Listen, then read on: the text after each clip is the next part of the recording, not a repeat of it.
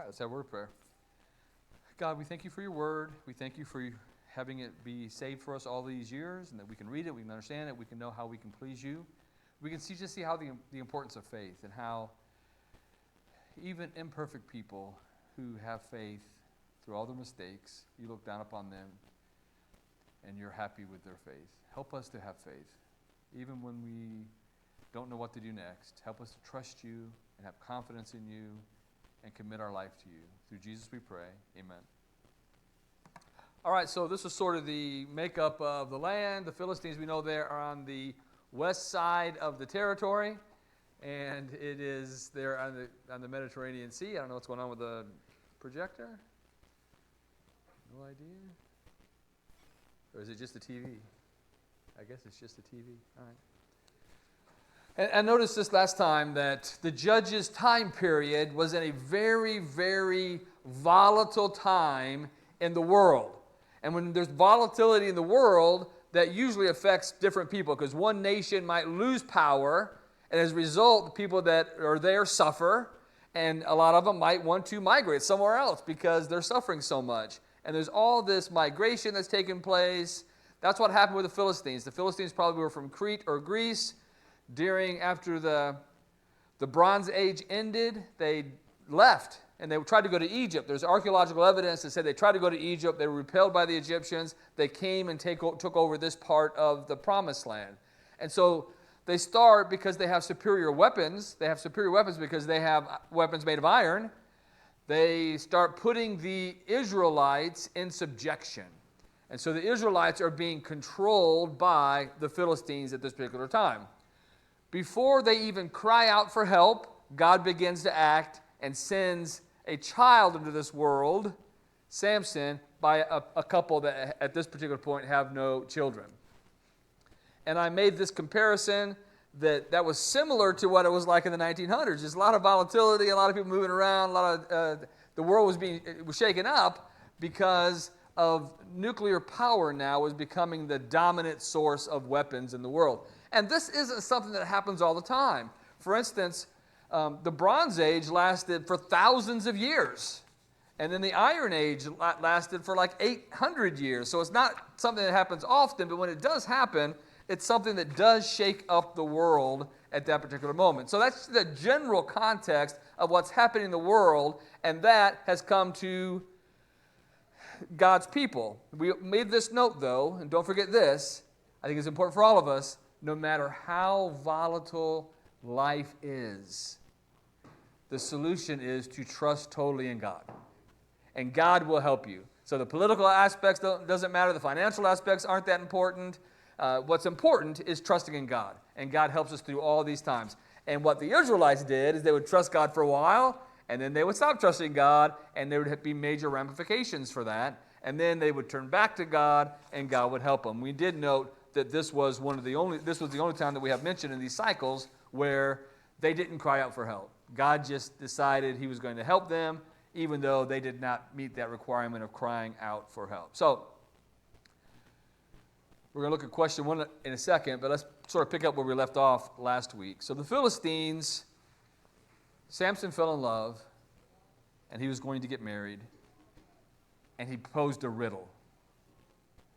And the competition was, if they could give the meaning of the riddle, Samson will provide these 30 groomsmen, basically, all a change of clothing. Now, when they say change of clothing, they mean fancy clothes, clothes that are expensive. We have lots of changes of clothing. They didn't. They had like one major outfit, and then they had an outfit that was sort of like their Sunday best. So they would wear the same stuff almost every day, and then this was fancier clothing. So he poses this riddle, and he's actually there to marry this woman. This is the wedding feast. The wedding feast lasted 7 days, and he gave them those 7 days to answer the riddle.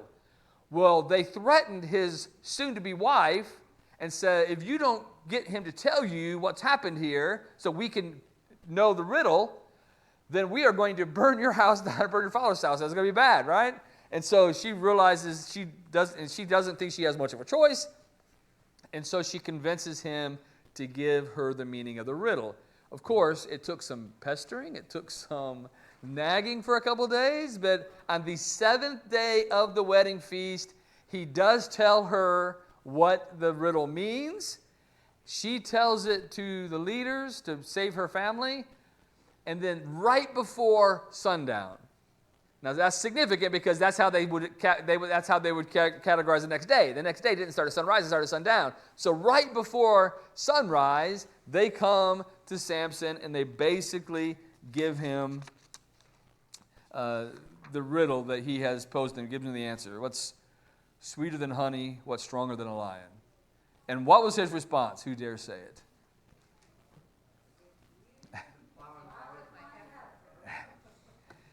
If you had not plowed with my heifer, you would not have been able to solve my riddle.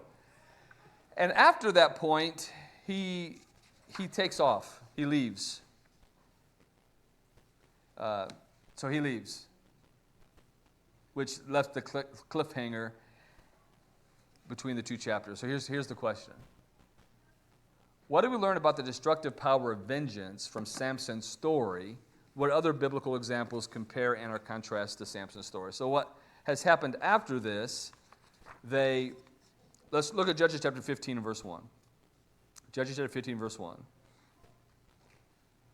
So at some time later, it says, after a while in the time of the wheat harvest, it happened that Samson visited his wife with a young goat, but he said, let me go into my wife, into her room. But her father would not permit her to go in. Her father said, the father gave her away to one of his groomsmen, maybe the best man. All right, we had the feast, you take her, because that guy's not happy with her. He's upset with her. He's never coming back. And so he does go back. He takes his this goat with him, and then he goes in and says, I want to go in with my wife. And the father-in-law is like, uh-oh, you can't. You can't go in there because I've given your wife to another man because I thought for sure you hated her. And so he offers up one of his other daughters. She's better looking anyway, he says. Why don't you go ahead and take this one? Well, he is just very, very upset about that. So he goes in, he gets a bunch of foxes, and he ties them together, and he lets them loose, and it's wheat harvest time. So it's sort of dry, the grain's dry, it's ready to be picked, and they just totally destroy all of the grain in town. And then they find out who did this, and they go in and they kill his wife and his father-in-law. And so Samson is upset about that as well. And then he goes to a town and he tries to hide out there. And when he comes out, let's go ahead, let's drop down to verse 7.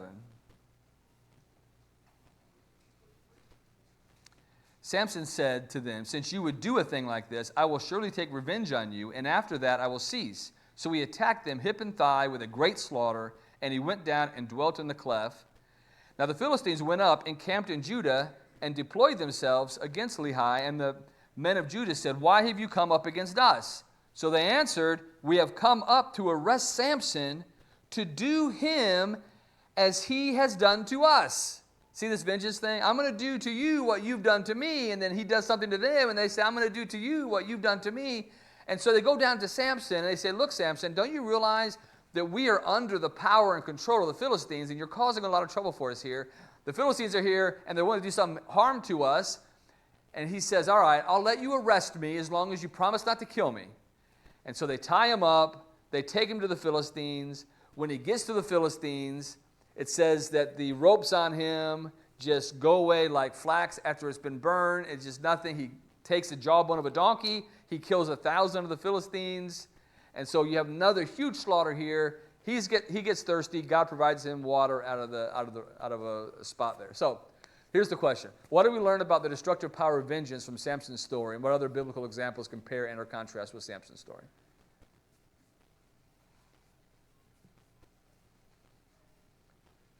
All right, Bonnie has one. Raise your hand. We'll get a microphone to you.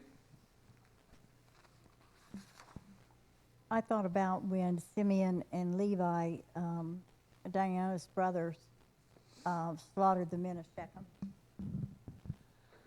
Yeah, I don't know the microphone. Simeon and Levi, when they slaughtered all the people for doing bad things to their sister, that's another time where they took vengeance in their own hands. So it's a comparison.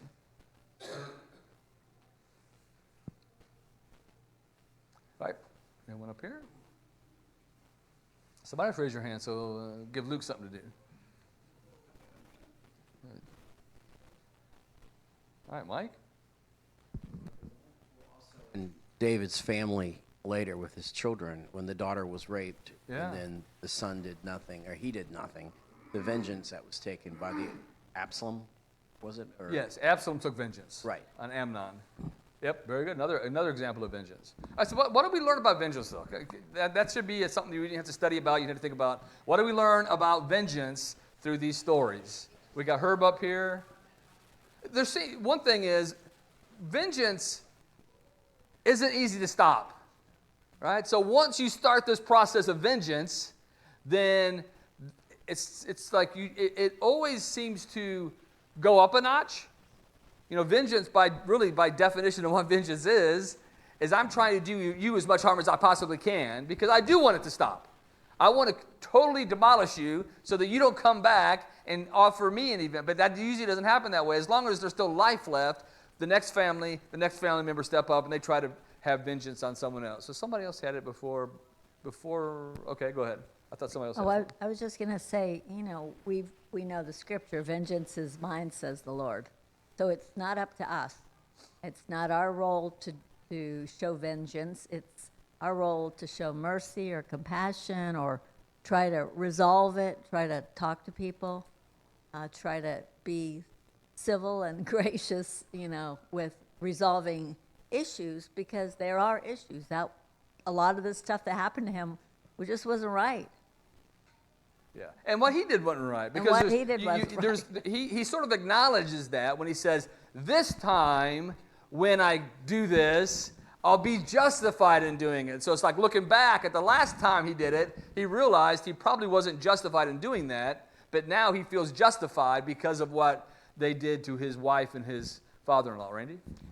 Yeah, there's one that's kind of a contrast where David is trying to feed his men, and he asks for food, and the rich guy, I forget his name, says no, and he's going to destroy everybody, but he listens to reason, and it's averted. Okay, so he didn't take vengeance on Nabal when he did because Abigail talked him out of it. So that's a good example where he stopped taking vengeance. I think we also learned a couple things about Samson here. So we start learning that he's sort of a hothead that lacks self-control, right? So he's not really always submitting himself to God. So it's a little arrogance coming out here in his behalf, I think. I'm going to do it my way. I don't care what happens. So let the chips fall where they may because I've been wronged. I'm going to make up with this. So even though he was chosen by God from birth, we sort of get a sense of how bad Israel was at this point.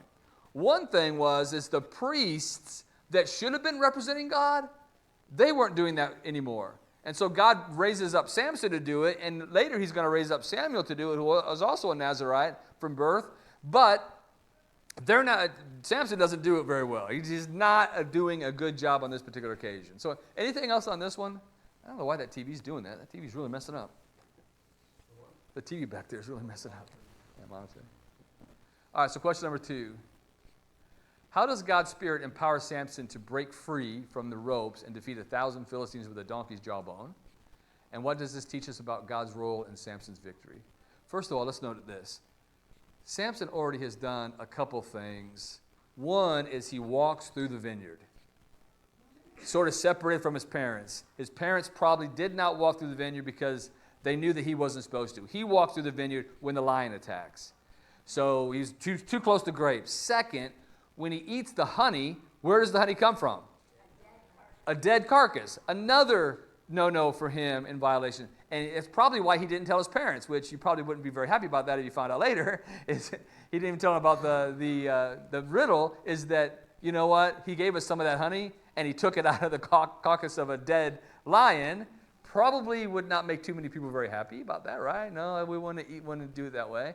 And now he picks up the jawbone, a fresh jawbone from a donkey, which also probably something that he shouldn't do either. Too much association with death. It's a fresh jawbone, which does a couple things. One, it tells you that this has been relatively recent. Second, the jawbone would not be brittle at that point, right? So it would still be strong and intact, and he would be able to do this. So what's the answer to this question? What did you guys come up with? How does it say the Spirit of the Lord came upon him?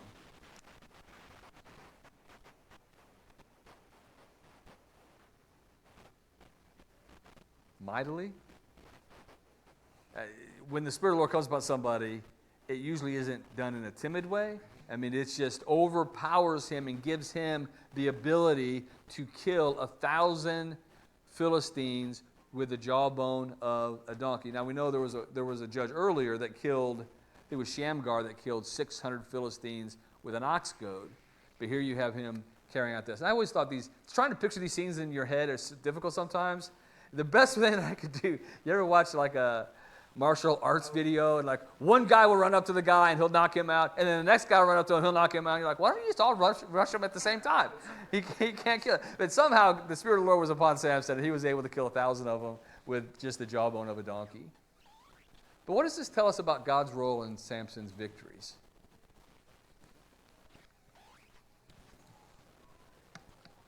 All right, Joe has something? You had mentioned before that probably Samson was not a big, strong, muscular guy, and so he couldn't have done that by himself anyway.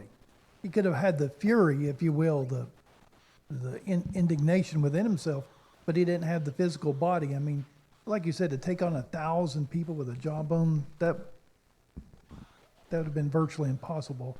But God had to be within him to help him do that. Yeah, I mean, absolutely. And he's sort of forgetting that, I think, along the yeah, way. at the end. And God is making sure, hey, I am the one that gives you the power to do this. It's not really your hair. Yeah, it wasn't your hair. It's me. Yeah. And the hair links me to you. Once you cut the hair off, that breaks the vow, and we're no longer linked. If we're no longer linked, you're going to be in serious trouble. So he needs to count on God for these kind of things. Yeah. And I do want to know this, and I alluded to this in my prayer. Samson did have faith. And we may not think he did, because think about this for a second. He's allowing the people from Judah to hand him over to the Philistines. Why is he so willing to do this? Why doesn't he run? He knows God's going to help him. He knows he can get out of this situation with God's help, and he trusts God to help him. We do know that he is mentioned in Hebrews chapter 11 as a person of faith, and there are moments where he does trust God. Not his whole life, but there are these moments where he does. Mary? I was just going to add to what Joe said. Yes, definitely, he couldn't have done it without God's Spirit. I mean, Gideon had to whittle his army down to 300, and here Samson is a one-man army, and if it took 300 for Gideon, then definitely, and God to help them, then he must be helping Samson. Yeah, so you think about this. When a judge comes on the scene, what does the judge usually do? Gets an army together and goes out with the army and does whatever God wants him to do. We have these battles. Samson doesn't get an army together. He is really a one-man wrecking crew, which is another difference between him and all the other judges. He's not assembling a great army to go fight. He's a one-man crew that's going out and doing these things sort of on his own sometimes on this occasion. So there's a couple of things I think we can learn from this. One is divine empowerment overcomes physical limitations. It doesn't matter if he's not strong enough. With God's power, if the Spirit of the Lord comes upon him, there's nothing that he can't do, even though he's outnumbered. 3,000, I think, he kills 1,000, but I think there are 3,000 that come to arrest him, which does indicate just what a threat he was to the Philistines. Could you imagine sending 3,000 people to arrest one man? I mean, that would be a significant show of force on that particular occasion. Or you're not doing anything mildly here. We got to get that guy, and we're going to send 3,000. We also learn over and over and over through his life that God uses imperfect people for his own purposes, even with moral failings. And Samson had a lot of them. One in particular that he can't seem to shake. God fulfills his promises despite our human weaknesses at times. Anything else on question number 2? All right, we have Debbie up here.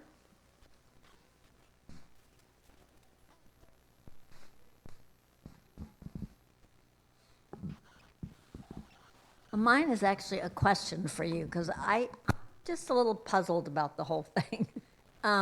So he took his mom had to take the vow, Yes. and then she instructed him, and they presented him with the vow, or God wanted him to have the vow, the Nazirite vow, right? Yes. But he broke it all the way along. So I don't know why. That just doesn't seem, I mean, he broke that. He had a horrible temper. He slaughtered all these people. So my question is, but was all of that God's plan for one man to help defeat the Philistines, who were an awful group of people? Yeah, there's a couple things. One, it does teach us sometimes, and I think I don't get this as much as I should sometimes, just how important faith is. Because he is mentioned as a man of faith. Sometimes God will use people of faith, even with their moral failings. Another point there is, he didn't make the vow himself, which it makes it more complicated. His God, it wasn't like he voluntarily took this vow to God. God gave him this vow through his mother. And so that offers another challenge to this. But there is an indication that at least one thing in this was from the Lord that we have mention of. What was that? The Bible specifically said his parents didn't know, but it was from the Lord. His falling in love with his only wife, really, the first wife from the Philistines. When he wanted to marry her, his family tried to say, no, don't do that. Can't you count somebody closer, a family member, somebody of our people? And it says, it was of the Lord, even though they didn't know it. So I think some of this can be from the Lord, and he can make things happen to get these confrontations going so that he can allow him to do. What was his mission? What was his mother told? It was to begin to deliver the people from the hand of the Philistines. Does he complete that job? No. Was it ever God's intent for him to complete that job? I don't think so. We looked at earlier on who did complete that job, at least as full as it ever got completed. It was David. So it was still a ways to go. You still have Samuel. You still have Saul's 40 years, and then David's 40 years before it happens. So he began this process of doing it. So I would say some of it was probably from the Lord. And the Lord, and that says another thing. Does the Lord want us to do things against him? No. But can the Lord use our bad decisions and our rebellion to still bring glory to himself and accomplish his purposes? Yes, without a doubt. And I think Samson lets us know that can take place. All right, so we get to chapter 16.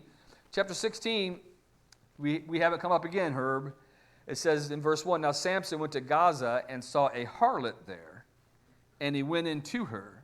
And so when they found out that he was there and he was with the harlot, they said, Samson has come here. They surrounded the place and lay in wait for him all night long at the gate of the city. They were quiet all night, saying, in the morning, when it is daylight, we will kill him. And Samson lay low till midnight, and he arose at midnight, took hold of the doors of the gate of the city, and by the two gateposts, pulled them up, bar and all, put them on his shoulders, and carried them to the top of the hill that faces Hebron.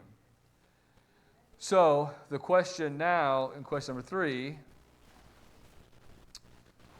is what does Samson's visit to the prostitute teach us? Tell us about his character and weaknesses. Herb has one. Somebody else raise your hand if you have something. Don't wait until after Herb's done.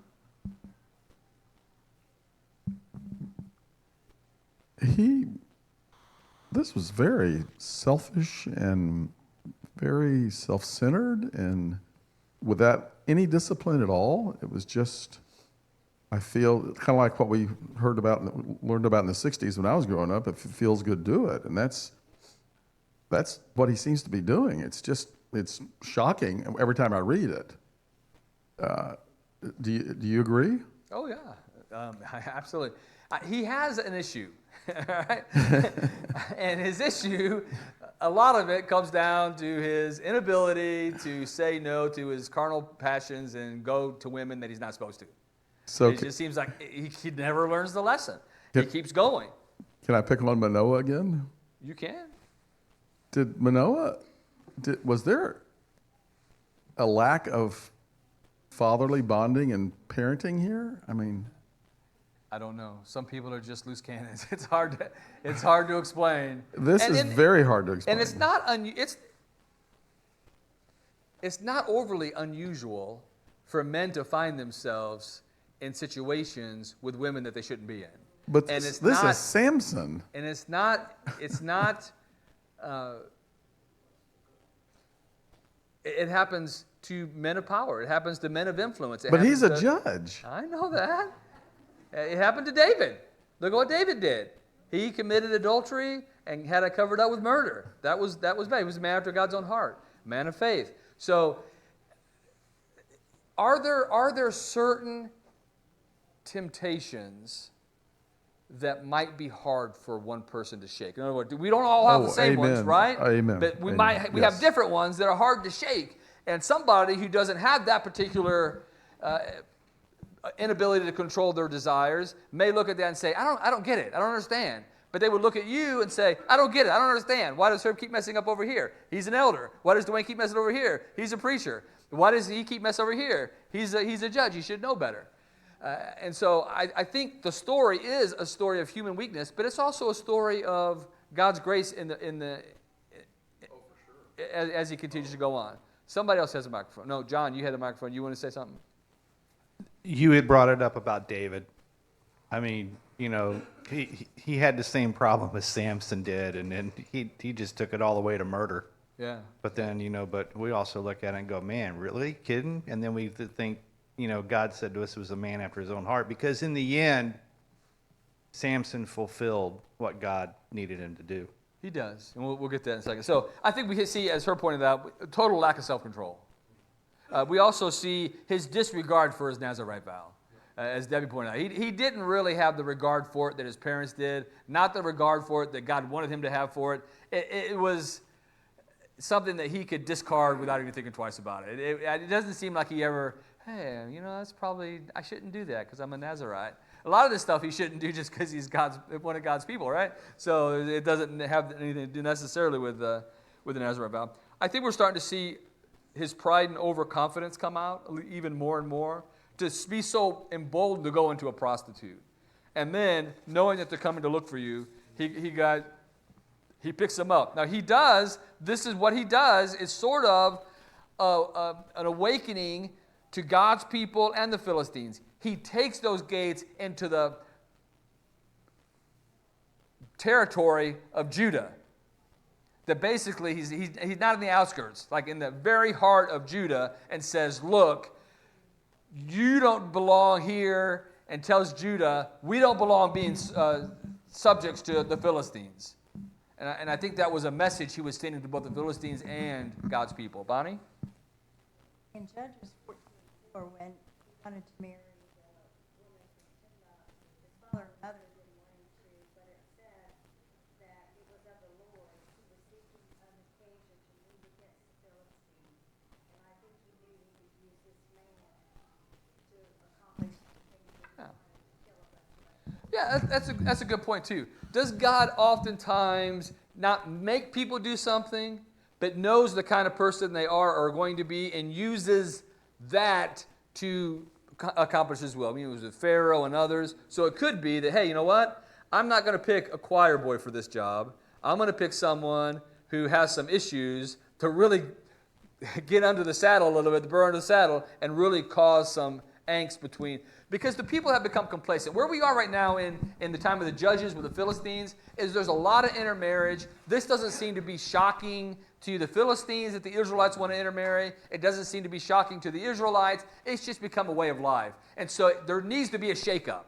And this character is going to provide the shakeup. It doesn't excuse it. He's still responsible for what he does, but God can use that for his purposes, and he does that oftentimes in the Bible. It was going to be messy and ugly to throw off the Philistines. There's going to be death and war and destruction.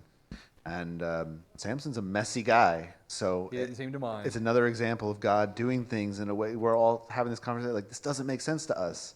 It's a little weird, though, because Gideon, going down to 300 men, or like walking around the walls of Jericho. That seems more like, okay, that's weird and different, but like in a strangely like nicer way. And this is uncomfortable because it's not nice at all. Yeah. And we can't put our minds right. And I've mentioned this before. Sometimes I think God writes the story in such a way that we keep talking about it. And if it were written in a way that doesn't shake us up and doesn't make us wonder what's going on, we might read it once, I get that. But we keep coming back to it, and every time we come back to it, like you look at Egypt. Why the 10 plagues? Now, we know there was an answer to the gods of the Egyptians, but it was the whole world. He could have just taken them and put them in the land, no fighting, whatever, just killed all the Philistines, but or the Canaanites. He does it in a way that makes us keep talking about it all these years later. I think that's one of the amazing things about God. All right, Debbie has some, but we're going to go ahead and start. We want to go bring it to Debbie.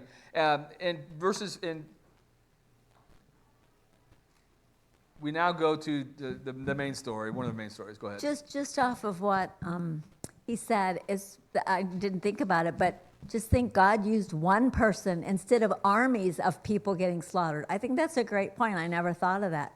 He used one man, and he killed thousands and thousands. And there wasn't a big loss to the army of Israel. Yeah, so and even with the 300, that's actually a great point. There was not a loss with the 300. If God's on their side, they usually don't lose people if they're obeying what God says.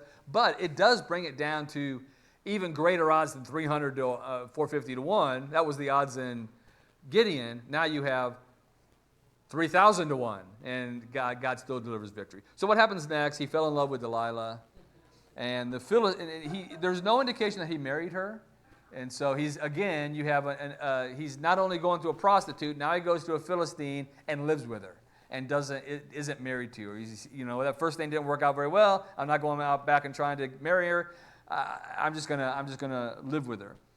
The Philistines knew his weakness, and he didn't realize it. He didn't realize his own weakness.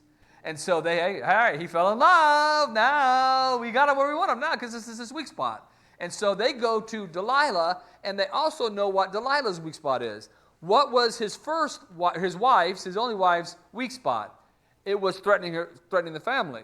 Now, maybe Delilah's so cold-hearted, threatening her family's not going to have anything to do with her. She'd go, okay, go kill my parents, I don't care. But they knew how to get to her. They offer her a bunch of money. So all 5 of the kings of the Philistines offer 1,100 pieces of silver. If you think about this, a piece of silver might be a day's wage. 5,500 days, I think it's like 15 years, something like that. So it's a large sum of money. It's not just a few bucks. It's a large sum of money, and she decides to do this. And so she says to Samson, I would like to know, let me see if I can find it here. All right, so here's what she says. Please tell me where your great strength lies, all right? It should be a simple no. I'm not going to tell you. It's between me and God. But then, and with what you may be bound. Be bound. What are you talking about? So I be bound. And she doesn't finish there. To afflict you. Tell me the source of your strength so that you can be tied up and you can be afflicted. And instead of running or kicking her out, he decides to make up a lie. And he says, if they bind me with 7 fresh bowstrings, not yet dried, then I shall become weak and be like any other man. Now, there are Philistines in the room, but it doesn't appear that the Philistines come out and show themselves in any of the first 3 episodes. So she says the Philistines have been upon you. He breaks them like nothing. They're probably still hiding behind the curtains. Nobody comes out because they realize what he has done. Then he makes up another lie. If they bind me with new ropes. Well, we know that doesn't work. She doesn't do her due diligence, neither the Philistines, because that's what they tried to bring him down when he killed the 1,000, the new ropes. That didn't work. And then he says, if you weave the 7 locks of my head into the web of the loom. Now he's getting closer, which is a scary step. Now he's actually bringing his hair into this equation, which sort of shows you the progression here that he is about ready to crack. And that doesn't work, and she plays the you don't love me card. And the first wife did this too. You don't love me. If you really love me, you would tell me. You wouldn't be keeping secrets from me. And so it says that she pestered him day by day and vexed his soul with her questioning him day after day after day, that he finally, verse 16, it came to pass when she pestered him daily with her words and pressed him so that his soul was vexed to death, that he told her all that was in his heart and said to her, no razors ever come upon my head, for I have been a Nazarite to God from my mother's womb. If I am shaven, then my strength will leave me, and I shall become like any other man. And she realizes, now he's told me everything. And so she sends word, I know for sure this is it. I can tell by his body language. I can tell by everything else. They pay her. She shaves his head. And then she says, the Philistines are upon you, and he can't get loose now at this point. So they capture him. They pluck out his eyes. They make him grind grain. So the question here is, Samson's repeated willingness to stay with Delilah, even as she seeks to betray him, can be attributed to several key factors. What are those? He's foolish. I think there's some overconfidence here. He's arrogant. He's overconfident. Not only am I stronger than all these men, I can outwit Delilah. You know, I can. She can't play me. I'm too smart for this. I know. I have all the answers. She doesn't really know. I'm strong enough to handle this. Now, I'm not physically strong enough, but I'm mentally strong enough to do this. Joe? Yeah, that's what I was going to say. His whole attitude towards women has been, he's superior. I can, she can keep asking me, and I'll deceive her every time. He just, I think as Mike said, he's just arrogant and very overconfident, and it's already shown though. It's not just here; it's already shown. It comes down to this, where it becomes so obvious that he is just walking into a trap. He's blinded by his own desires. He can't see the truth about everything. It's a pattern of him playing with the same sin over and over and over again. And you would think, you look at the story and you think, that's what the first lady did to you. Get a clue here. But he doesn't seem to. You have emotional manipulation and pressure that she's playing. He's totally blind about his vow. But we see that God is able to work even through all of this. And then question number 5. In his final act, Samson prays to God for strength one last time. What does this reveal about his faith and relationship with God? I think it reveals that he still does have some faith. He still does believe that God's going to be with him in this final act. Because what has God said his mission was? He's going to begin to deliver them from the Philistines. And so when he acts in that regard, and he's going in that direction, he knows God's going to help him. He does say that one final prayer, which leads us to question number 6. Samson's final moment results in the death of more Philistines in his life than in his entire life. Do you see his death as an act of faith, revenge, or both, and why? How many think it's just totally 100% faith? How many think it's just 100% revenge? All right, Mike has total revenge. How many? Well, that means the rest of you think it's got to be a combination of the two. And I think there is some sense here, because he does want to do what God told him to do, but what he says, if he didn't have faith in God, he wouldn't have asked this young man to put his hands on the pillars, because in this, they brought him out to perform for them. Some of those things could be make him do acts of strength that he couldn't do before, that he could do before that he can't do, to make fun of him, to mock him, to ridicule. It could be to take the boy away and he's just walking around blind. We don't know what it is, but it was done to humiliate him. And so it could be a test of his strength. So at this particular point, he has to have enough faith in God to try this. But his reasoning, Mike, is he wants revenge. That's exactly what he says. That's what he says. It's about his eyes. But even then, if I want vengeance on my eyes and for my eyes, but I don't have the faith in God to think he's going to let me do this, then it's I would say maybe 90-10. There's some faith involved. It's probably not 50-50, and it's not 90-10 faith over vengeance. Vengeance does play a huge, huge role in this, and we are out of time. So question number 7, what lessons can we learn from Samson's life about using God's gifts wisely? A bunch, right? We can learn a lot from this. Sure. Can you learn from bad examples? Yeah, that's what we do all the time, right? We we learn from the Israelites' bad examples all the time. So we can learn from his bad examples as well. But what can we learn about God? Phil brought this up. Let's ask the question, what do we learn about God from this? We learn about God's sovereignty. Is God going to deliver from the Philistines even if Samson is not participating properly? Yes. Can God cause things to happen in a way that he wants the final result to happen? And does God show grace? Was it really an act of grace for Samson to be able to go out like this?